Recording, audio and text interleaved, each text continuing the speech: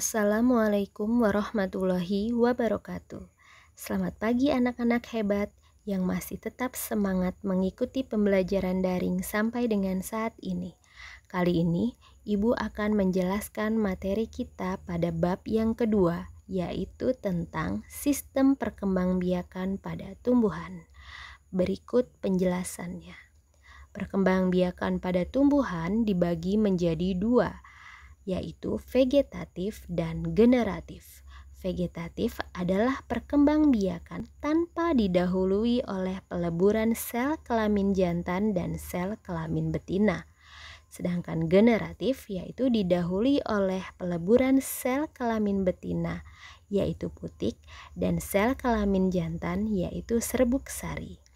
Vegetatif dibagi menjadi dua, ada vegetatif alami yang terjadi secara alami dan vegetatif buatan, yaitu perkembangbiakan yang peleburannya dibantu oleh bantuan manusia. Contoh vegetatif alami di sini ada rizoma, yaitu perkembangbiakan dengan tunas pada batang yang berada di dalam tanah. Contohnya di sini adalah jahe. Kita ketahui bahwa jahe, lengkuas, dan kunyit merupakan batang yang berada di dalam tanah, bukan akar. Kemudian kuncup adventif daun. Perkembangbiakan dengan tunas atau kuncup yang berada pada tepi daun. Contohnya yaitu cocor bebek.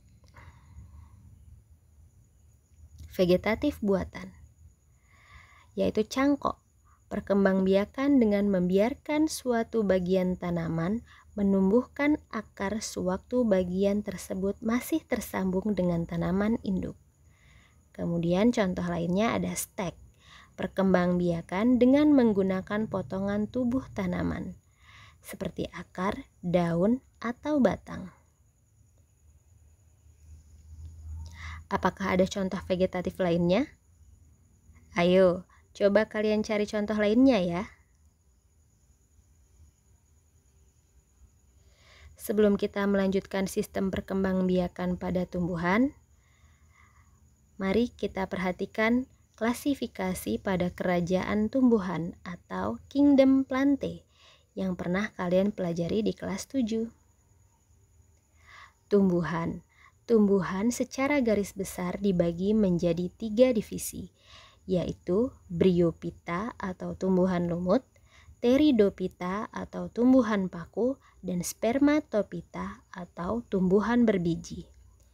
Bryophyta dan Pteridophyta atau lumut dan paku berkembang biak dengan menggunakan spora. Sedangkan Spermatophyta dibagi menjadi dua, yaitu Angiospermae dan Gymnospermae. Angiospermae yaitu tumbuhan berbiji tertutup, di mana bijinya ditutupi oleh daging buah. Sedangkan Gymnospermae adalah tumbuhan berbiji terbuka, di mana bijinya tidak ditutup oleh daging buah. Angiospermae dibagi menjadi monokotil dan dikotil. Angiospermae berkembang biak dengan bunga yang selama ini kita ketahui. Sedangkan Gymnospermae berkembang biak menggunakan alat seperti bunga yang disebut dengan strobilus. Berikut gambarnya. Ini merupakan gambar lumut dan paku. Berkembang biak dengan spora. Spora merupakan alat perkembangbiakan secara vegetatif. Spora yang jatuh di tempat yang tepat akan tumbuh menjadi individu yang baru. Pada lumut dan paku juga memiliki perkembangbiakan secara generatif, yaitu Archegonium sebagai alat kelamin betina dan Antheridium sebagai alat kelamin jantannya. Angiospermae atau berbiji tertutup. Di sini contohnya adalah jeruk. Alat perkembangbiakannya adalah bunga. Gymnospermae atau biji terbuka. Contohnya pinus. Alat perkembangbiakannya merupakan strobilus. terdiri dari Strobilus betina dan Strobilus jantan. Karena memiliki dua alat kelamin, maka perkembangbiakan pada tumbuhan ini adalah secara generatif. Penyerbukan merupakan peristiwa jatuhnya serbuk sari pada permukaan putik. Ayo cari tahu apa saja macam-macam penyerbukan berdasarkan yang satu perantaranya, yang kedua asal serbuk sarinya. Pada Angiospermae dikenal dengan pembuahan ganda. Berikut ini adalah gambar alat reproduksi pada tumbuhan di mana serbuk sari sebagai alat kelamin jantan dan kepala putik sebagai alat kelamin betina. Serbuk sari yang jatuh ke dalam kepala putik akan menghasilkan inti vegetatif dan inti generatif.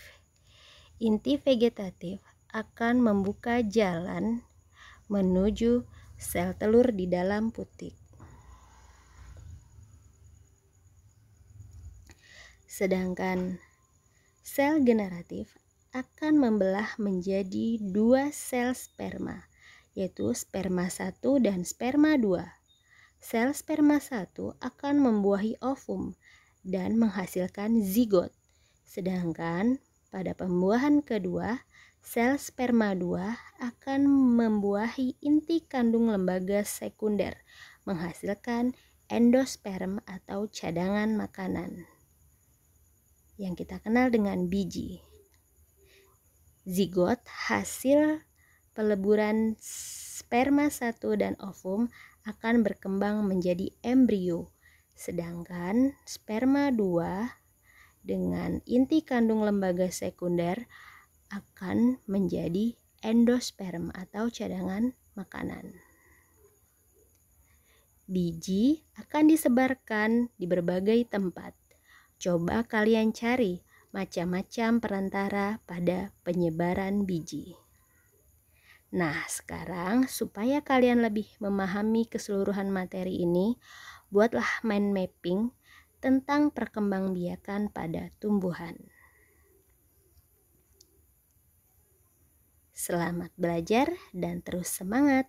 Wassalamualaikum warahmatullahi wabarakatuh.